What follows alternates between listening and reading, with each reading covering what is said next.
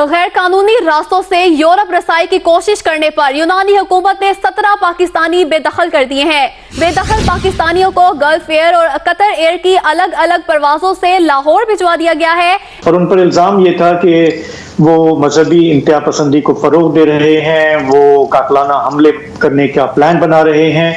वहाँ पर जाकर शॉर्टकट्स जो हमने ज़िंदगी भर सीखे हैं और हमें उस पर अप्रिशिएट किया जाता है कि हम 2 नंबरी के माहिर हैं, किसी भी माशरे में जाके जल्दी से प्रोमिनेंट हो जाते हैं कि ये कोई ऐसा बंदा है अजीब है जो इस माशरे का नहीं है और ये वहाँ की नॉर्म्स को ख़राब कर रहा है। मौलाना नाज़ुर खान ने फरमाया है, कह रहा है कि जो दिमाग है, ब्रेन हराम है क्योंकि ब्रेन इज अगेंस्ट इस्लाम और अगर मुसलमान ब्रेन यूज करेगा अल्लाह और रसूल के खिलाफ जाएगा। तो कौमी नजरिया तो अरेबियन सी में गर्क हो गया जब ईस्ट पाकिस्तान बांग्लादेश बना। हाँ जी। अगर इस्लाम इतनी ही ज़बरदस्त फोर्स होती तो ये दोनों मुल्क हमेशा एक ही रहते। मोदी साहब ने मिडल ईस्ट को अपनी एक्सटेंडेड नेबरहुड भी समझते हैं।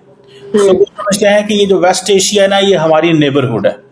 और दूसरी जो वेस्टर्न पावर्स हैं वो उस पे ये बोझ भी डालती हैं कि वो ईस्ट और वेस्ट के दरमियान एक ब्रिज है। यानी ईस्ट में कौन है? ईस्ट में चाइना है या हम हैं। दोस्तों, हमारे 2 जिहादी पड़ोसियों से सिर्फ भारत ही नहीं परेशान है, जबकि अब पूरी दुनिया इन दोनों जिहादी देश से परेशान हो चुके हैं।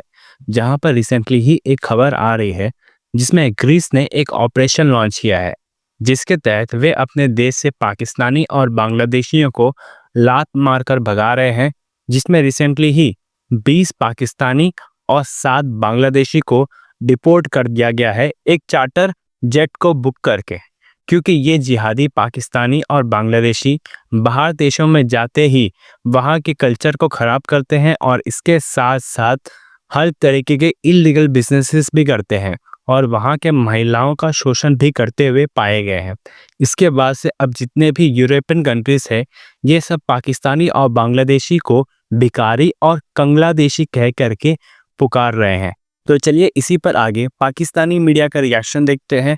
अगर आपको हमारा ये वीडियो पसंद आए तो वीडियो को लाइक करें और अपने दोस्तों के साथ इस वीडियो को ज़्यादा से ज़्यादा शेयर करें। ज्वाइंट यूरोपियन ऑपरेशन किया गया है जिसमें पाकिस्तानी और बांग्लादेशियों को वहां से निकाल बाहर किया गया। बोला गया है कि गेट आउट। और ये ग्रीस की मीडिया खबर दे रही है, ये मैं कोई अपने मन से नहीं बना रहा। ग्रीस ने यह खबर दी है और देखिए 17 अप्रैल की खबर है। तो इस खबर में लिखा गया है कि देखिए a joint European operation to return Pakistani and Bangladeshi nationals to their country of origin took place on Holy Tuesday with a special charter flight from Athens international airport. Greece के एथेंस इंटरनेशनल एयरपोर्ट से एक charter flight की गई है और उसमें पाकिस्तानी और बांग्लादेशियों को गेट आउट किया गया है। बोला गया है कि तुम लोग यहां पर रहने के लायक नहीं हो। और यह पूरे यूरोपियन यूनियन का था। आगे और डिटेल है।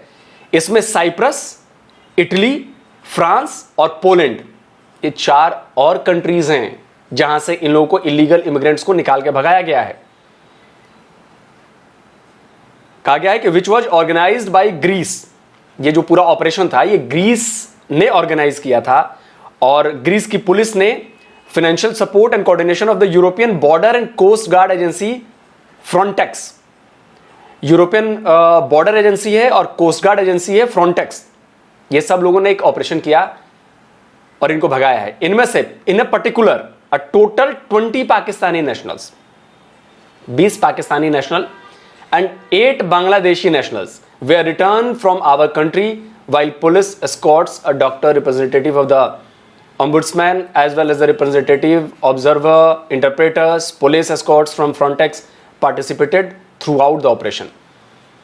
तो वहाँ पर इनके लोग भी मौजूद थे इन दोनों कंट्रीज से रिलेटेड। साथ में एक इंटरप्रेटर भी था जो बातचीत करके बताया, पुलिस वाले भी थे और इन्होंने यहाँ से निकाल बाहर किया। लेकिन सबसे मज़ेदार बात क्या है इस पूरे ऑपरेशन में? सबसे मजेदार बात है ग्रीस की मीडिया जिस तरह से इसको कवर कर रही है। अब देखिए, ग्रीस के एक जर्नलिस्ट हैं, ये तस्वीर देखिए, ये तस्वीर ग्रीस के जर्नलिस्ट की है। इनका नाम है पॉल एंटोनोपोलस। ये ग्रीस के जर्नलिस्ट है। ट्विटर की इनकी प्रोफाइल दिखा देता हूं, देखिए ये है ट्विटर का प्रोफाइल और साफ साफ लिखा हुआ है कि ये जर्नलिस्ट हैं और करीब 60,000 से ज़्यादा इनके फॉलोअर हैं। इन्होंने जो इस खबर को लेकर ट्वीट किया है ना, वो ट्वीट बड़ा मज़ेदार है। अब देखिए इंटरनेट की पावर क्या है और इंटरनेट किस तरह से काम करता है और इंटरनेट किस तरह से लोगों को एजुकेट करता है, ये भी देखने वाली बात है। अब मैं इनका ट्वीट दिखाता हूं, ट्वीट पढ़ेंगे तो आप हंस के पागल हो जाएंगे। ये देखिए, पॉल एंटोपोलस लिखते हैं कि 20 पाकिस्तानीज एंड 8 कंगलूदेशीज। आप समझ रहे हैं? अच्छा हुआ भिखारीज नहीं लिखे। तो 20 पाकिस्तानियों और 8 कंगलूदेशीज were deported from Greece on Thursday. गुरुवार को 20 पाकिस्तानी और 8 कंगलूदेशीज निकाल दिए गए। तो उनमें वही डिटेल दी उन्होंने कि भाई चार्टर फ्लाइट किया गया, इसमें ये था वो था, साइप्रस, इटली, फ्रांस और पोलैंड भी इसमें थे। उन्होंने भी अपने इलीगल इमिग्रेंट्स भेजे इससे। तो मैं ये ट्वीट इसलिए दिखाना चाहता है, कंगलूदेशी, ये इंटरनेट की ताकत है। हमारे यहां इनको कंगलूदेशी बोला जाने लगा, ये बात ग्रीस तक पहुंच गई और ग्रीस की मीडिया भी कंगलूदेशीज यूज कर रही है, ग्रीस के पत्रकार भी कंगलूदेशीज यूज कर रहे हैं। मौलाना नजूर खान ने फरमाया है, कह रहा है कि जो दिमाग है, ब्रेन हराम है, क्योंकि ब्रेन इज अगेंस्ट इस्लाम और अगर मुसलमान ब्रेन यूज करेगा अल्लाह और रसूल के खिलाफ जाएगा। ये मौलाना नजूर खान ने कहा। अगर बोले तो मैं पिक्चर भी दिखा देता हूं, अगर आप बोले मैं पिक्चर दिखा देता हूं, मेरे पास है। तो ये सबसे ज्यादा जो फिट होता है वो होता है यूनिस मियां पे फिट। देखिए, अगर आप इनकी अभी कार्य करके देखे, अभी पाकिस्तान की फॉरेन सेक्रेटरी मिस बलोच वहां आई थी, 15 साल बाद आई है। अब ये क्या कह रहे हैं? कह रहे हैं हमें 3 चीजों पे ताउन करना है। किन चीजों पे ताउन करना है जनाब? पहला तो हम जी यूथ का एक्सचेंज। तो अब यूथ के एक्सचेंज में लश्कर तोयबा, जैश मोहम्मद, हिजबुल मुजाहिदीन, हिजबुल तहरीर, इस्लामिक जिहाद, मतलब किसका एक्सचेंज होगा? यूथ तो आपके पास वही है, हिजबुल तहरीर वाला यूथ है। दूसरा कहा कि रिलीजियस अफेयर्स पे हमें तालमेल बिठाना, मतलब तो जो लश्कर तोयबा वगैरह इनके यहाँ कैंप खुलेंगे, उनके वहां कैंप खुलेंगे, ये करेंगे। और तीसरा उन्होंने बोला हमें साइमनस पे ताउन करना। भाई एक बात बताओ, तुम तो कहते हो जमीन सकी है, सूरज जो है मिट्टी के तालाब में डूबता है, पॉन्ड में डूबता है, तो तुम्हारे हर किताब के आगे पाकिस्तान में लिखा है ये फिजिक्स सब नकली है, it is not as per Quran. और ये मौलाना साहब तो कह रहे, हजूर नजूर खान साहब, इनका हमने आपको बता ही दिया। तो ऐसे में साइंस और इस्लाम का तो कोई समन्वय नहीं बैठता। तुम्हारे लिए तो साइंस बेकार है।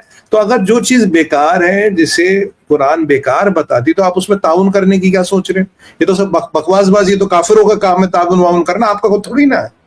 और उससे आगे बात बढ़ी फिर एक और ये टाई अप है और कहता है we have been missing each other.